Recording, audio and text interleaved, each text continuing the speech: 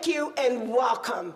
This is the east side of St. Paul. We have a lot to be thankful for. We have a lot to celebrate. And what a history, what a moment in history to see all of us gathered here today, celebrating the future of our children on the east side and in the city of St. Paul. So thanks again. What more can I say about our mayor? He's an educational mayor. He has worked with me for many, many years. He has worked with several principals on the east side getting the no school program, because when many of our children are out of school, they really have no place to go. So I see Bonnie over here from Hazel Park Rec Center, and I know District 2 is here, and we just want to thank you for coming out and really celebrating. But our mayor, when Melissa McCullough and I said, you know, we have to have a place for our children to go during our vacation time and during the no school days. So again, our mayor stepped up and he said, what can we do? We even played volleyball together one of the no school days. He's okay with volleyball, but I think I'm a little better. But we just enjoyed the children. He's right there anytime you need him. We went and met with him a few months ago, and he said, what can I do as your mayor? And I'll tell you, Eastsiders, we have a mayor and a half in the city of St. Paul, and an outstanding, excellent, dynamic mayor. And I'd like to present to you this morning our great mayor, the best mayor, the most outstanding mayor in the country, Mayor Coleman. Mayor Coleman.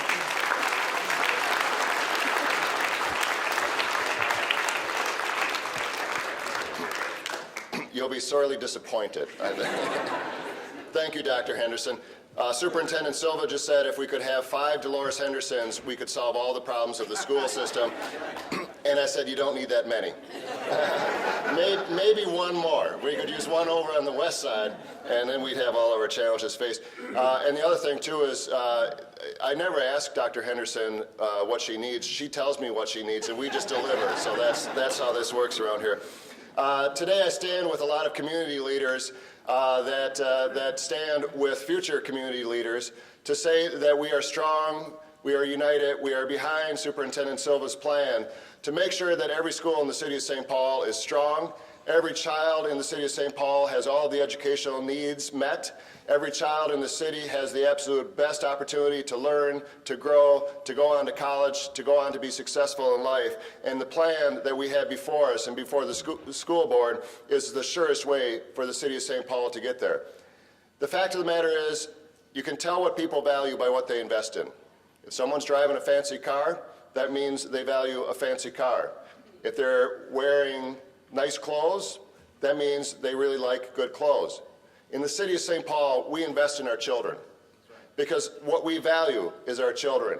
What we value is our families. What we value is the future for all of our children, not for some, not for certain kids in certain neighborhoods, but for each and every one of our children across the city of St. Paul, in every neighborhood and in every home.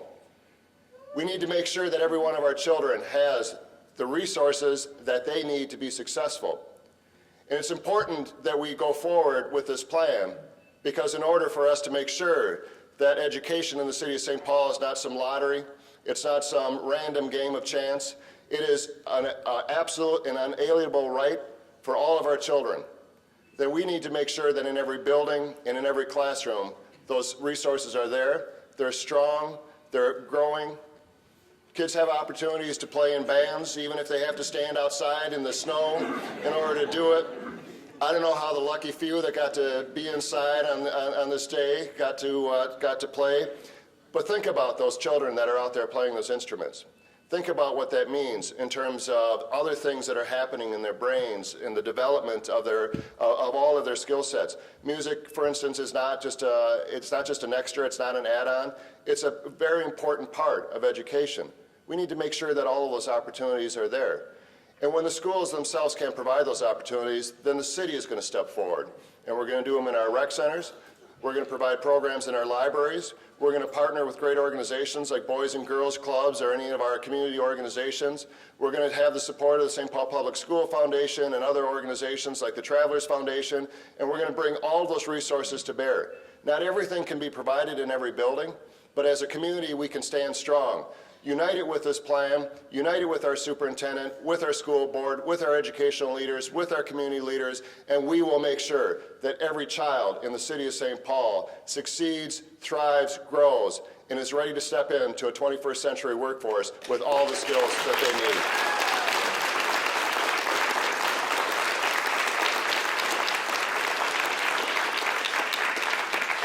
Now, I know all of you are just kind of sitting on the floor there and you're thinking, okay, this isn't, this is kind of boring, but the alternative is being in the classroom. But you all need to know, all of you beautiful smiling faces there, you need to understand that the people that are standing behind me care deeply about each and every one of you. They've stepped forward, they've said it is going to be my responsibility to make sure that all of you have what you need to be successful, and we're not going to let any of you fail. We all are on a journey.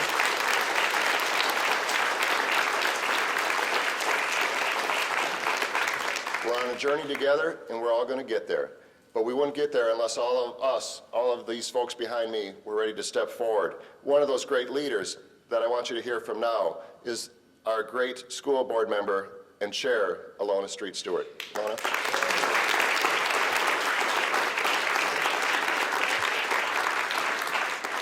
Well, good morning, everyone. You do look beautiful. You sounded great, and we want you to know that that was such a handsome group of musicians outside in their blue outfits with the red caps. That was just wonderful. I also want to acknowledge, I want to grab this young woman here, this beautiful young woman. Do you see how much she's already looking like Dr. Henderson?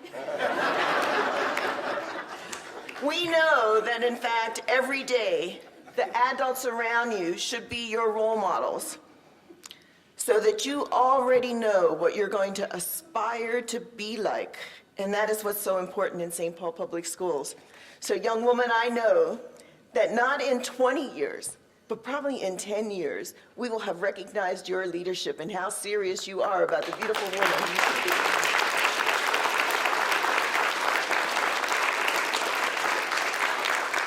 I do want to thank everyone who has arrived this morning.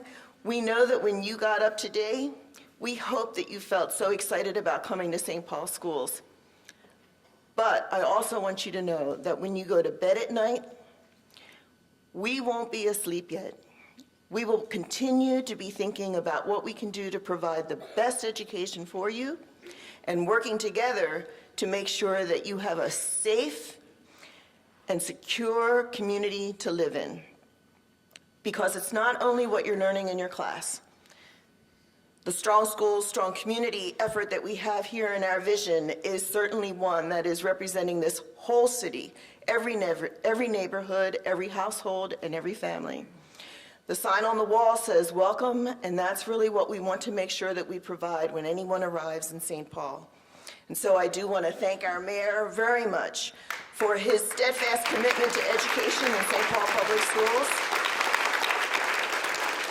And on behalf of the Board of Education, and I do have fellow board members here, I have Jeff Rigsby, our newest board member, and Carol, Jean O'Connell. We also know that John Broderick and Gajua and Keith were not able, due to their work schedules today, to join us. But together, we want to recognize all those who have served you as the students, because we sincerely appreciate the interest and the absolute responsiveness from the city. We know that we have members of our elected officials here today. We also have our city council, community leaders, and a variety of forms. But there's also teachers and principals, program staff, and building employees who also stand with us, even if they aren't here present at this time.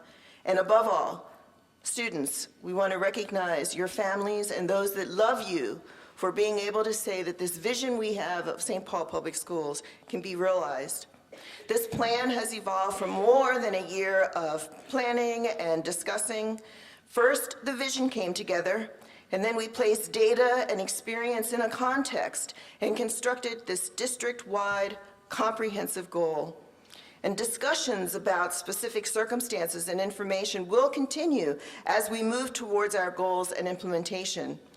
During that year, a number of us have joined in a variety of conversations, and so I also want to take the time to recognize Valet Varro, who's behind me here, waving, who has served on our board during the beginning of the discussions, and that's why we know always that our early childhood interests are going to be continuing even as we have the conversations about college and beyond. All along, we've encouraged focused conversations on examples and the very complex concepts that it will take for us to have this plan be successful. But since we introduced the plan in January, we certainly have valued the way our community has responded. There is strength in all of these connections, and as we are creating a culture of excellence, our children will be excited about learning. We're focused on strategies that will raise the achievement for all of our children. Those who are currently excelling will have learning opportunities to do even better, and those who are not achieving as we expect will have teachers and principals and this entire community committed to seeing that they are prepared to learn and to give their best. Fundamental changes are much more effective with an increasing diversity of voices and understandings. We aren't done today.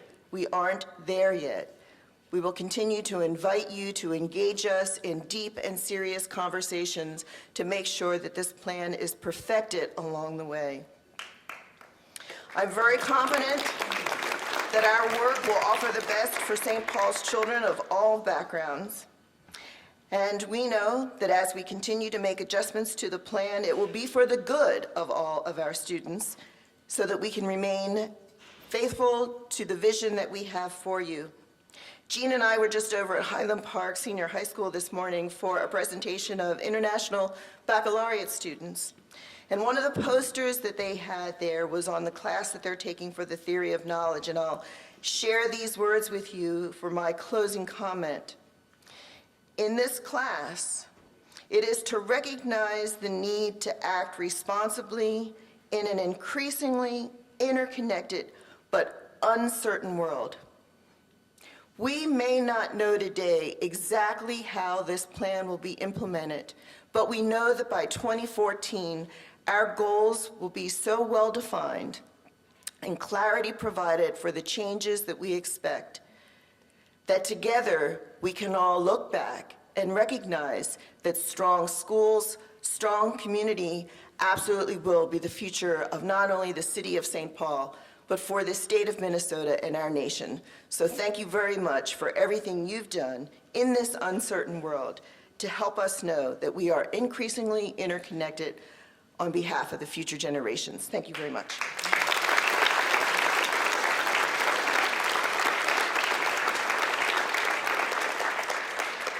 Thank you so much, Alona. We have for our next speaker a person who understands the value of education from a lot of different perspectives, not the least of which was serving as the chief of police in the city of St. Paul. He understands that when he saw kids that were in school, that were learning, that were participating in out-of-school programs, that had strong family support in their home, they probably weren't the people that he was chasing. They were probably the people that were helping him. And he understands now, as our state senator from the east side of the city of St. Paul, how important education is to the future of this entire state. John Harrington, please.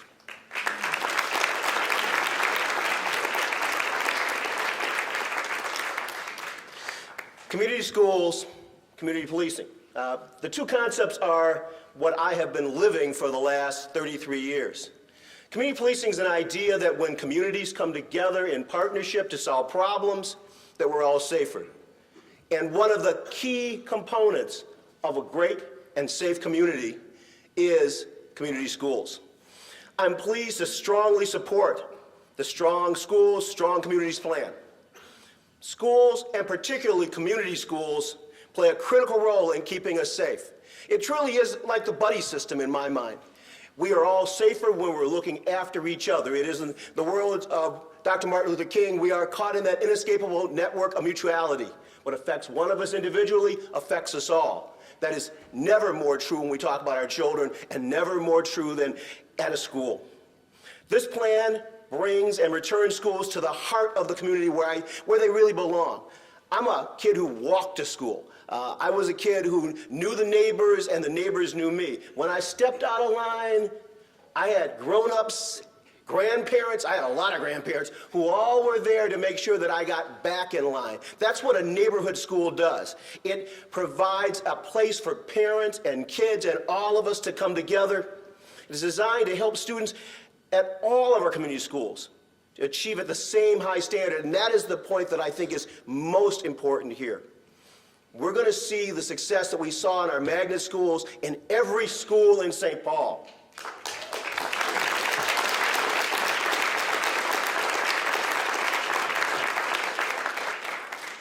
This plan focuses clearly on the needs of students first. That seems like an absolute no-brainer. Where else would you start? This isn't about the grown-ups. This isn't about us up here. This is about the young people here. It is about the children and our children's children who are yet to come. It creates a uniform curriculum and standards throughout the district, and it keeps learning close to home and close to family. How can a parent be involved in their child's life if they're crossing 8 different city zones to try and find out where their kid is? How can they come and participate? How can we cheer you on if we're not close at home? So bringing schools back to the neighborhoods, I think, is an absolute essential. I am particularly pleased that it keeps strong magnet programs in place on the east side. The decision to keep the French immersion program here is good for the kids, it's good for that program, and it's good for the east side.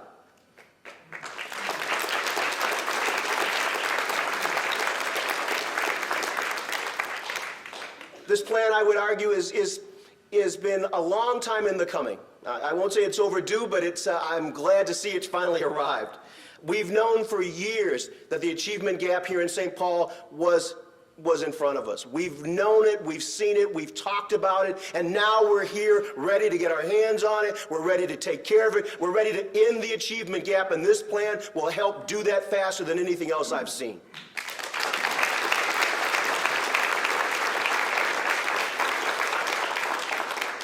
I know that with Superintendent Silva, with this great school board, and with all the community partners here, we're going to solve this problem. We are going to make neighborhood schools as effective as the magnet schools, and we're going to not just meet success, we're going to blow the doors off success. We are going to be successful beyond our wildest dreams. With that in front of us, with a goal set very high, the bar raised high, I urge the school board to pass this plan as quickly as possible. Because here on the east side, we need this. We need it now, we need it here, and we need to get it done right. I want to thank all of you for being here today. I want to especially thank the very patient young people who are sitting there. Because I remember how hard them floors were. God bless you all. Thank you for this morning. Thanks, Senator, or Chief. Senator Chief. I'm going to start calling him Chenator. It works, it works. One of our great leaders on the east side has been a member of this community a long time. I won't say exactly how long, but deep roots in the city of St. Paul, also worked as a St. Paul police officer, cares about the children, cares about this community, cares about our future. Councilmember Dan Bostrom.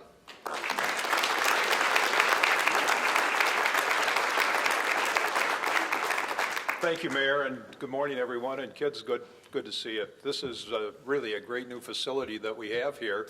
I remember when this was just finished about a year and a half ago. I got in here because of the fact that the church I was attending actually held their services in the cafeteria. So this is another opportunity that schools serve. It's not just a school. It's not just open from 9 to 5, Monday through Friday. There's stuff going on here 7 days a week. So these buildings are really a great asset for the city. And I'm really glad to see that the school board is deciding to reopen several of the schools that were over here. You know, it's funny, if the mayor kind of alluded to the fact that I've been around for a little while. That's probably true, but my mother actually graduated from Ames School over there. Back in those days, Ames was a K-8 school, and she went to the 8th grade. And Ames was a school that she graduated from. My 3 boys, all 3 of them went to Prosperity Heights. Glad to see that's reopening. And then all 3 of those boys ultimately were up here at Hazel Park Junior High. When I listen to the band, I'm reminded that the three guys all played instruments, and the 2 older ones played the trumpet. And those guys used to walk to school, even though they could take a bus. They walked from down by Prosperity Heights School every day, regardless of the weather, to school. And just with their buddies, there were about 5 or 6 of them that did it every day. And these were bonds that these guys made that have lasted a lifetime. Well, I'm not sure if it all happened at Prosperity or if it happened here or if it happened when they got to Johnson, because they all graduated from Johnson. But the oldest one of those boys has gone on now to be the Ramsey County Sheriff, my son Matt Bostrom. So, you know, a lot of things happen and start right here on the east side.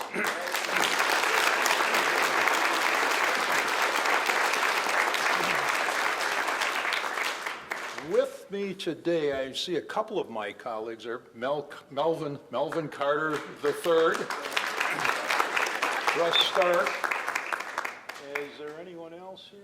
There are representatives also from the county board that are here.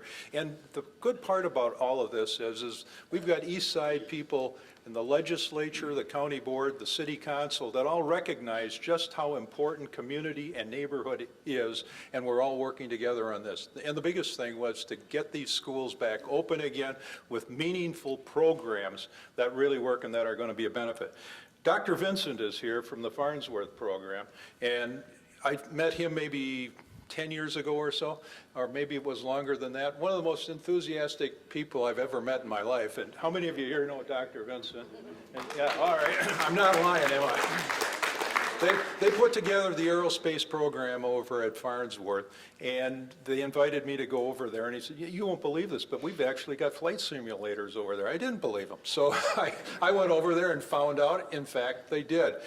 Fabulous program. It's taken off, and the citizens, the parents, believe in it. They approached me a few years ago about how do we go about approaching the school board to get them to build onto this school and add on some more rooms so they could have the 7th and 8th grade there. Didn't look very possible to me as an old school board member when we had a lot of vacant space in other places, and we talked about it a little bit and ultimately decided to take a look at the old Cleveland building. Nobody wanted to go to Cleveland because the program was considered marginal. Well, they looked at it, and the upshot is today that Farnsworth is still busting at the seams over there with a K-4 program. The 5 through 8 program is over at Farnsworth South, currently operating in what was the Cleveland building, and they've got about 600 or 700 children over there, where just a few years ago it was barely a couple of hundred. So the program has taken off. When you have good programs that the kids really enjoy and can learn, and the parents, there's the key, the parents get behind and support it and say, we like this, we want to see it expand.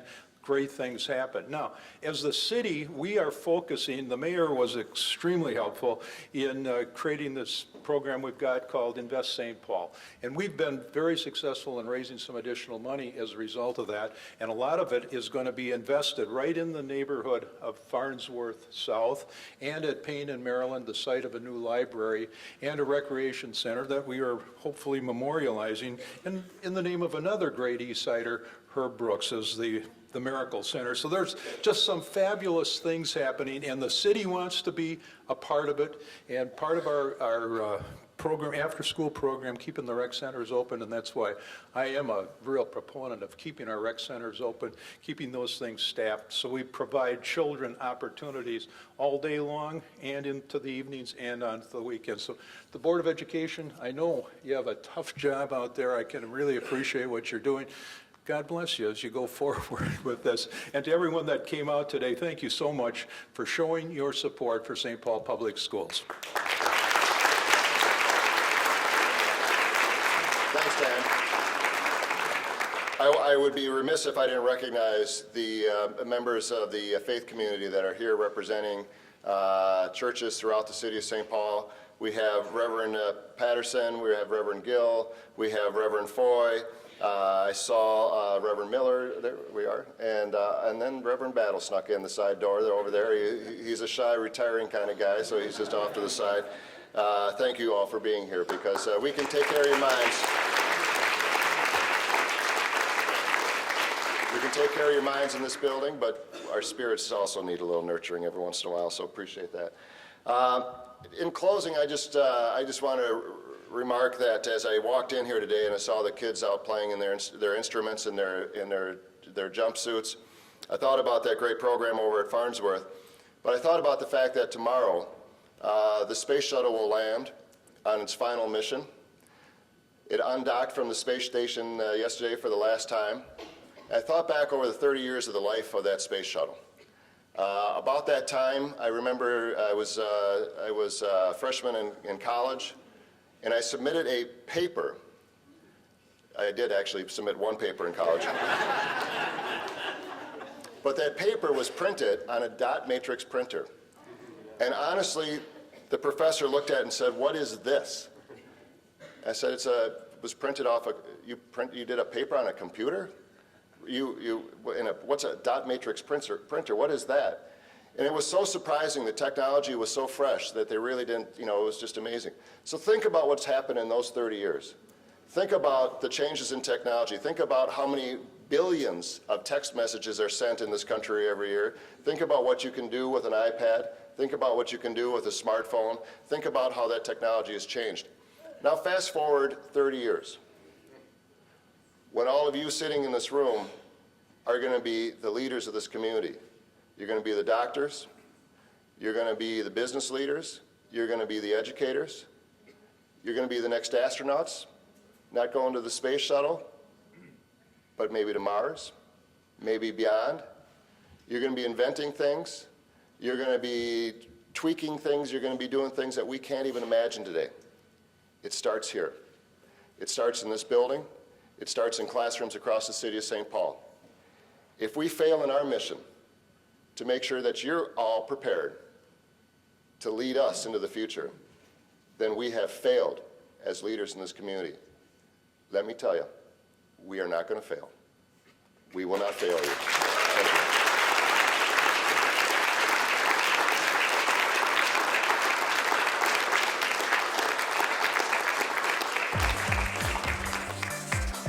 Thank you all for being here.